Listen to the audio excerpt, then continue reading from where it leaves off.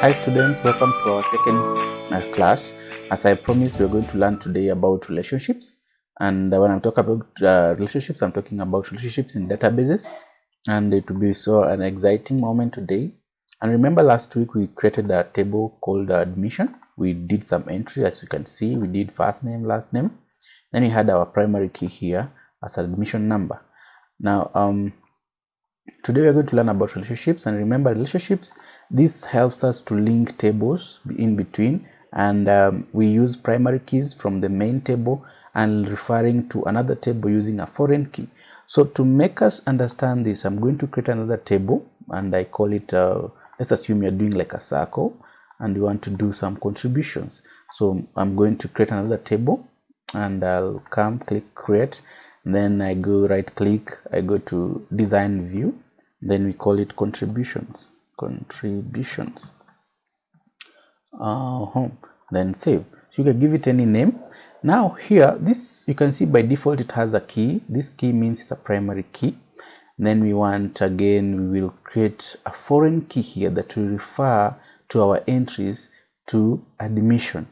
So I'll come again and maybe I edit this one. I don't want to call it ID. I want a name that I can be able to associate with. So maybe I'll call it contribution ID.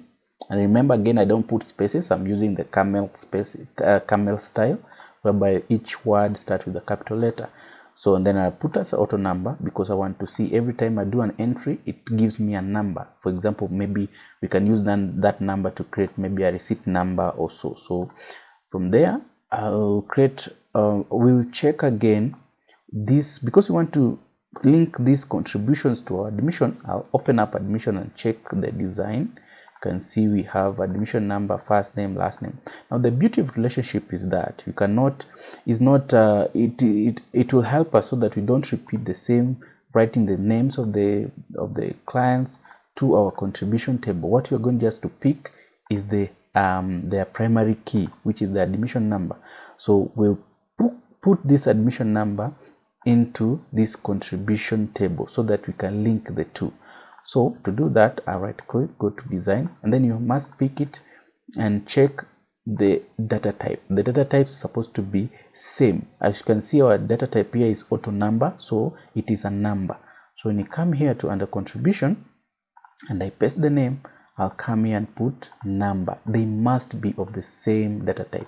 So this one will be our foreign key referring to this primary key here, so that it will help us when we are doing our contribution, we don't keep on repeating the names here. So it will help us. So the next, I'll just put amount. Then amount, I'll just put as a number. You can decide to put as currency, but I like it putting as a number. Doesn't matter, because on the currency you can put the prefix of the currency on, maybe using a form, or maybe you can add using maybe an SQL. SQL is structured query language, which will cover it in the other sessions. So, and again, we need to capture when this contribution was done. So you can put maybe date. If you just put date, this is a keyword, so Access will not allow you to use this. You can see the warning, it's a reserved word. So what we'll do, we're going to put maybe say contribution date, like that. Then here we come and put what date time. You can see, so this is the date and time, the day you are doing the contribution. Then I come and save, then close.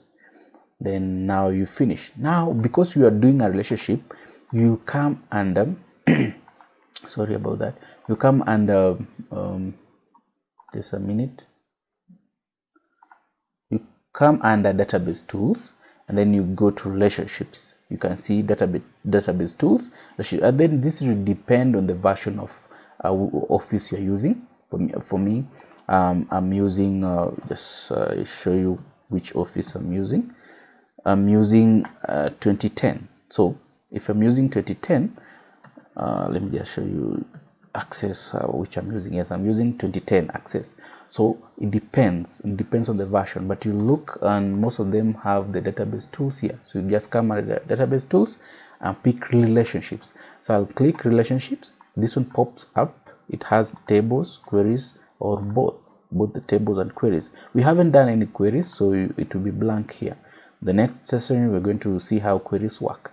So when I click on tables, I'll need to, because I want to put relationship on the both the tables, I can either double click here or click and click add, then click the next one, click add, then I close here. Now I have my tables here. I want to work around with them. Remember, you have to create relationships in your database so that you can be able to, one, it will help you plan your table well, and second, it will speed up the database, whereby when you are maybe doing a search or doing a query, the results will be popping up very fast and being executed very fast. That's the beauty of relationships. And again, it will help you do normalization, which I'll cover it another time, and then it will also help you remove redundancy in your tables. So remember, this is our admission table and this is our contribution table. We want to have a relationship between the two. And now here you realize we have a primary key here and this is a primary key here. Now because we want to link this is the primary key on our table and this is the primary key on our contributions, but we are not linking using the contribution ID. There is this ID here that you want to link with this ID here. Remember, this is during the admission, when you are keying in those students or those clients of yours, because you're assuming it's a circle. So when you're keying in, for example, Ivan, we've keyed David in your admission. Later you want them to do a contribution. So when they're doing the contribution, you don't want to repeat the same names and all what they did during the admission. You want just to do their contribution. So that is why we put this admission number here to refer to this number here. So for us to do the relationship, you just click where the primary key is, then long press your mouse and then drag to this and leave and go and hover around the admission number of the contribution table. That is what we refer to as the foreign key. So I'll release my mouse and this will pop up. So you can see, you can still go ahead and change if you did a mistake, but you can see we are referring to admission table, the admission number of the admission table to the admission number of the contribution table. And then you have to enforce all these things. The reason of why we're enforcing this is you want the system to help you, so that maybe you've admitted Ivan and he has done some contributions. The system will restrict you. You cannot come and delete Ivan if you've not deleted the contributions. So it really helps us to do some of these things when you're doing a referral integrity and maybe you're updating something. When you update on the admission, it updates in contribution because you linked the tables. Now we'll create our relationship. Now you will see one thing here, one thing that is very amusing. This relationship here, now we call it one to many. You can see this sign of infinity. This is a sign here looking like a line 8 digit, and this is 1. So it means you can only admit this person once, but they can make unlimited contributions. That is why it's called one to many. And now we will come and save our relationship and then close. Now we have our relationship. But if you're here, you will not see the relationships, but you'll notice something. When you go back to the table that had the primary key, you realize that now we've added a plus here. When you click this plus to expand, you will see that the table for contribution now is under each. You can see it is under. You can add them there. But remember, we said you're not supposed to add any entries direct to the tables, because the tables are just meant to store the data.